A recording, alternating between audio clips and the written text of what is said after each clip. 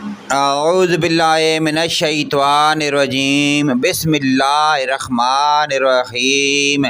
اسلامی ویڈیو سوال و جوابات کی شروع کرنے سے پہلے تمام دنیا کے مومن مسلمان بھائیوں سے ہماری گزارش ہے، عرض ہے ویڈیو کو لائک کریں، سبسکرائب کریں اور گھنٹی کے آل کے بٹن کو دبا دیں۔ السلام علیکم ورحمۃ اللہ وبرکاتہ۔ سوال: شام کے پہلے سفر میں حضور پاک صلی اللہ علیہ وآلہ وسلم کے ہمراہ کون تھے؟ جواب: حضرت ابو طالب۔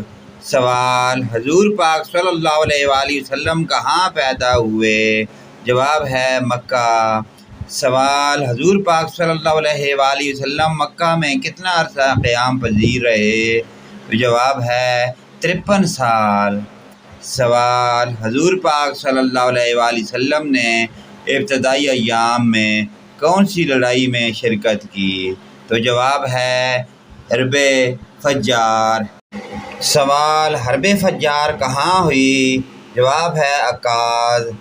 سوال: حرب فجار قریش نے کس قبیلہ کے خلاف لڑی؟